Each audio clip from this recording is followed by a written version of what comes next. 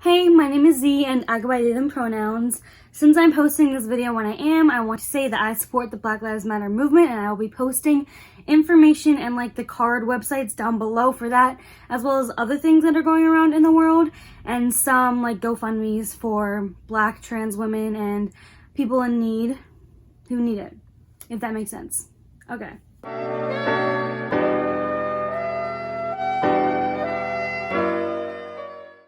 Today I'm doing the Midyear Book Freakout Tag, as you can tell, and this video I think last year was what got me starting to post regularly, so hopefully it'll start the trend for this year again, because I've been not good at posting. And anyways, yeah, so far I've read like 22 books this year, and my goal is 35. Before we get into the questions, I just want to say that I'm going to try to keep it to one book per question, like not have them in multiple like answers, but I fail, so you'll see. So the first question is the best book I've read so far in 2020, and the answer to that is The Way of Kings by Brandon Sanderson. I completely fell in love with this novel. He's big on BookTube right now, so if you don't know what this is about, it's a fantasy, it's an adult fantasy, and I suck at saying what they're about, but basically, I cannot describe what this is about, so I urge you to go look at the Goodreads. I will be posting links to all the books in this video, their Goodreads in the description box. That box is going to be filled with a lot of links, but anyways, yeah, it's a really good fantasy series. The world building is so fantastic, and like you can tell that he thought about this for years, and he had thought about this for years, and like all the characters are so well rounded and stuff, and it just like shook me to my core. Like the ending, I still am so like flabbergasted at like one character's decision at the end of what they do. I can't. Oh my god! Like I'm just. When that happened, I gasped out loud. Like, books don't make me gasp, but this, I was like, it was crazy. Crazy. If you've read it, I just want to say, it's something that Dalinar does at the end. I love Dalinar. Anyways, yeah, fantastic book. There's also more books that are like contending for my best book of 2020, but I put them in other questions. So, yeah, but this right now, I think is probably my favorite so far of 2020. Second question is the best sequel you've read in 2020, and I'm not going to say the second Way of Kings book, Storm Archive book.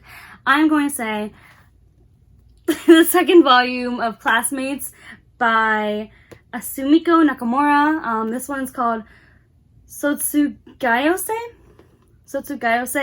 and it's spring. It's the third volume in the Classmates manga series, and I love this series so much, this story.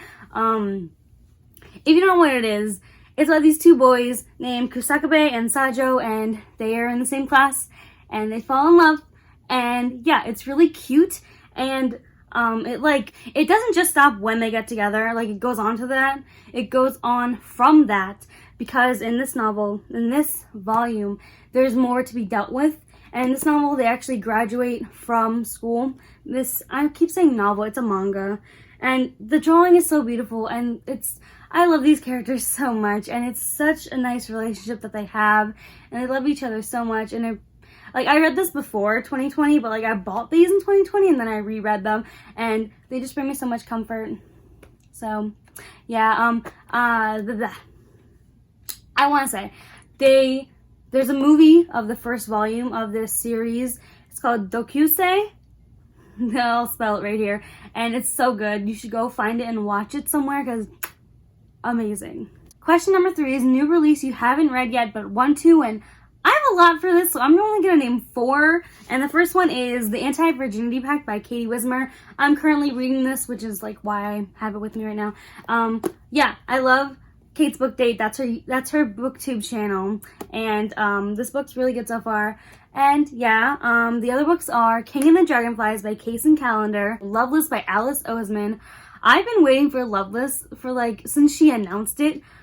I love Alice Oseman so much. And then Cinderella is Dead by Kaylin Bayron. I'm very excited for that, but I'm also scared. I love like Cinderella retellings. I'm writing a Cinderella retelling, and I'm excited. And it's sapphic, I think. I'm pretty sure. Number 4 is the most anticipated release for the second half of the year. I'm also gonna list 5 books. I am a mess. So I think my most anticipated release is Cemetery Boys by Aiden Thomas. I love the Dia de los Muertos holiday so much. I just love like the whole holiday, like what it stands for and stuff. Even though I'm not like a religious person, I really like the idea of the holiday, if you get what I mean, and how the book is queer and it starts like a trans main character. Peak. And then we have The Invisible Life of Ada LaRue by V.E. Schwab. I read her Darker Shades of Magic series last year, and I haven't read anything by her since. I have Vicious, but I haven't read it yet. So I'm very excited for this book because the cover is so gorgeous and it just sounds so good. Like, this girl is immortal, but no one remembers her. Only the devil, but then a boy remembers her. That just sounds like such a good story. Then we have When Dreams Descend by Janella Angelis. Don't know how to say her last name, I tried. Phantom of the Opera and Moulin Rouge, like mished together into a story. That's my shit. I love Phantom, I love Moulin Rouge. I'm ready. And then Darius the Great Deserves Better by Adib Khorram.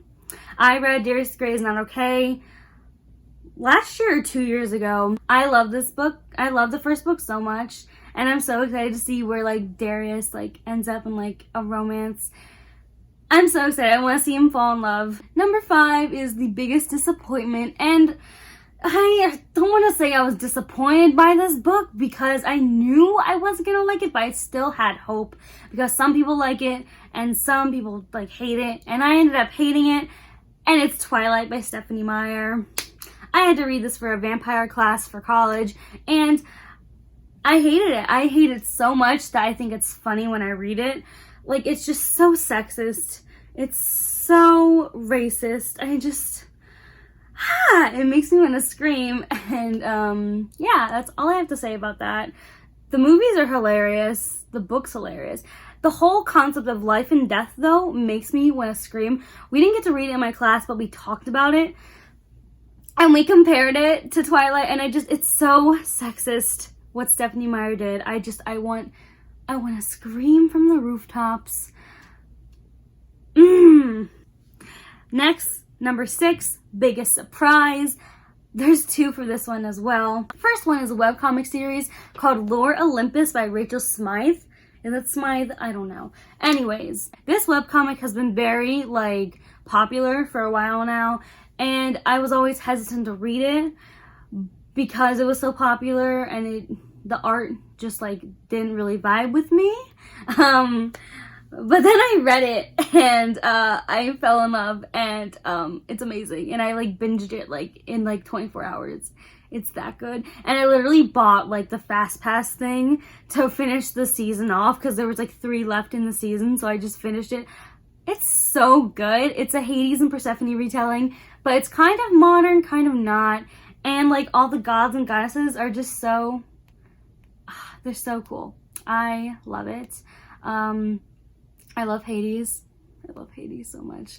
I'll talk about him later. Another big surprise is Dracula by Bram Stoker.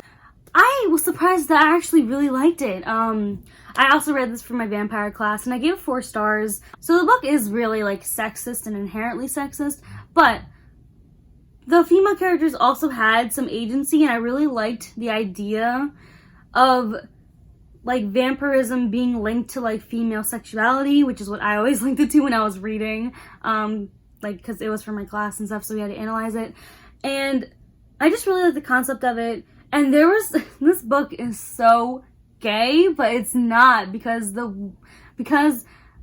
like literally so many of the characters are gay for each other, but like it's not like on the page, you know what I mean? It makes me want to rewrite it, but like I don't have time for that. Okay, number 7 is favorite new author, either a debut or new to you. And honorable mentions, why can't I talk? Honorable mentions are Adiba Jagardar, who wrote the Henna Wars. Fell in love with this book. I will definitely be talking about this later. And Brandon Sanderson, obviously. But the one that I say is my favorite is Celeste Ng, who wrote Everything I Never Told You. And I'm saying her because her writing style in this book is so good.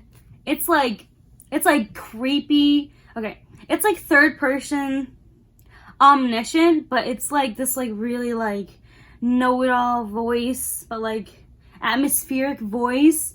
Like literally, I'm just gonna read the first line and it'll tell you everything you need to know about the voice. So, Lydia is dead, but they don't know this yet. Literally, okay. So, this book is about this girl named Lydia who drowns in a lake, and her family, like the repercussions of that, like how it like breaks their family and then remolds their family and all that kind of stuff. I also need to mention that this book deals with a Chinese American family, and it's written by Celeste Ng, who's Chinese American, and it deals with like how their family like goes about in society and stuff, and like being like the only like Asian people like in their town or whatever. And it also deals really heavily with like parental expectations on kids, and because the parents have they have a lot of expectations for their kids, and so that's like one of the main themes of the book. That is probably like the theme of the novel. And yeah, I really want to read Little Fires Everywhere, which is why I'm making her like my favorite of this year so far. I feel like this book is perfect, and this was one of mine for favorite of the year, but I just think because Way of Kings like had my emotions, you know, but this book I think is perfect. It's amazing. Number 8 is Newest Fictional Crush, and I had such a hard time thinking about this, but then when I remembered Lore Olympus, I was like, So I'm gonna say Hades from Lore Olympus. It's because it's a webcomic, so I can see him, because I don't really get fictional crushes on like novel characters. So it's Hades. I love him so much. And yes, I love his characterization in Lore Olympus, because it's like, yes, he's a bad guy. A bad guy. And he's done bad things. I totally forget. I binge read it. But he's better than everyone else. Like, he's not as bad as his brother is and that kind of thing. And he's really nice and caring, and he's really nice to Persephone. And it's so cute. And he's just, I love him. I love him so much. Go read Lore Olympus, please. The next question is newest favorite character, and this person also almost was a crush, but then I was like, I don't really have a crush on him, and it's Kaladin from the Stormlight Archive series. I love Kaladin's character so much. The arcs that he goes through in both books that I read the first 2 books in Stormlight Archives, are so good. I love him. I love him so much. Like, he's my son. I want to protect him. Even though he's like my age, he's my son. That's what I'm saying. That's why I can't have a crush on him, because he's my son. Oh my god, he's just so like literally in the second book, I didn't really like him that much, and I was like, you're a dumb bitch. But the ending for him, everything clicked, and I was like, I get why you were a dumb bitch. Like, I knew this was gonna happen. But like, I love him. I love his arcs, and his personality's so great. He's just, oh my god, like he just wants to protect people, and I just love characters like that so much, that they just want to protect people, and that's all I have to say. I'm a blubbering mess. Thanks, Brandon. Next question is a book that made me cry.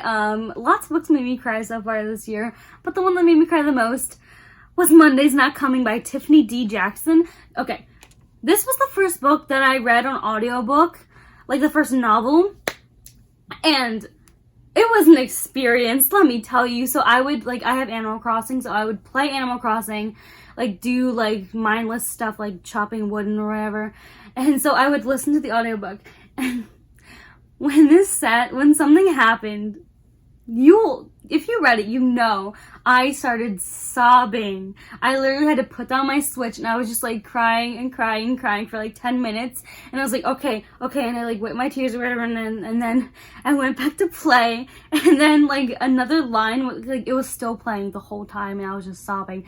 And then when another line went, like another line was spoken, more tears just came down my face and a mess. That book fucked me up. Oh my god. Like literally it like was deep in my emotions. It was an ugly cry, dude. It was so bad. But yeah, that book made me sob. Amazing work. Monday's Not Coming is about this girl named Claudia who when she comes home from like her summer vacation at her grandma's, she finds her best friend is like not there. Like she's not in school, she won't answer her calls, so it's like her trying to find her best friend and that kind of stuff. And yeah, that's all I'm gonna say. It's so good. Like, and it's, so people have trouble reading it sometimes, like in the reviews I read, because it's told in like before and after and then before the before. And like a year before the before, and I actually think that like she couldn't have told the story without doing that, because once you know, like once you know what happens, you'll get why she told it like that, and I really like it that way, even though it was confusing, but I really liked it that way. And yeah, next is a book that made you happy, and this book also made me cry, but it also made me really happy, and it's The Starless Sea by Erin Morgenstern. This was also a contender for my favorite of 2020, but you know, this book made me so happy because the world in this is a world that I want to go to. Like, The Starless Sea is about this guy named Zachary. He reads this book of short stories, and one story is his own life, and he's creeped out by it. And then things happen, and then he goes to this underground library thing, the Starless Sea, and it's so, the Starless Sea is just, I can see in my head, and I want to go there, except for the bees. I hate bees so much. I am terrified. I can just see it so much. This book was so good, and her writing style makes me so happy. It's so descriptive. It's literally like honey. Like I just like want to like lay down in it and just like, I don't lay down in honey, but like, you know what I mean? Just like her words. I just want to like, I love it so much. The romance is really cute. And this book I think was in my books that made me believe in love video. And I talk about it a lot more better.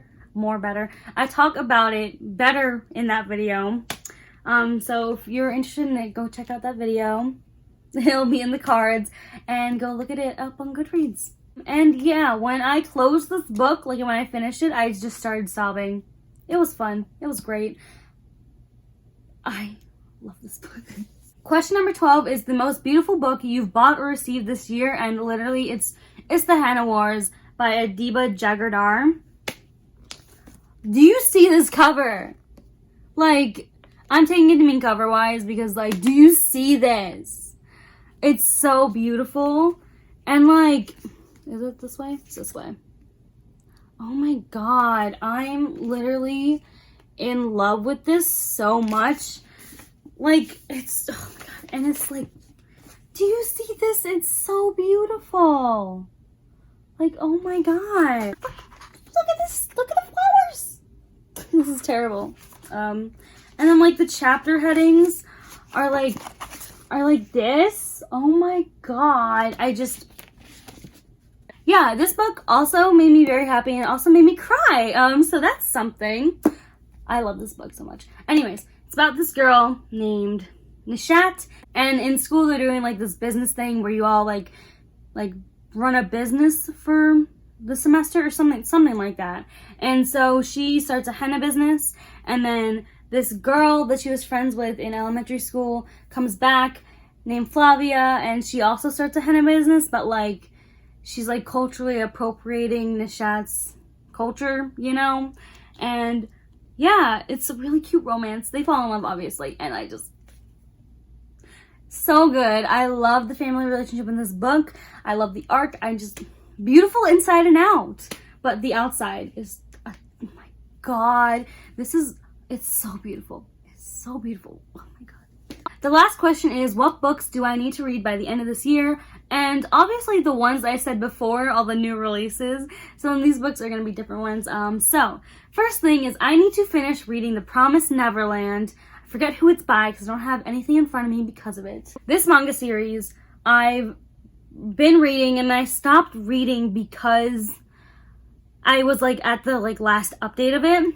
But now it's finished and I'm scared. So I plan one day just to binge read all of it, and I'm so excited. So I need to do that before the end of the year.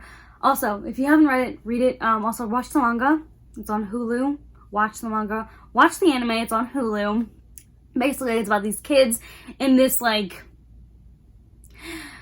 walled-in house, like an orphanage kind of thing.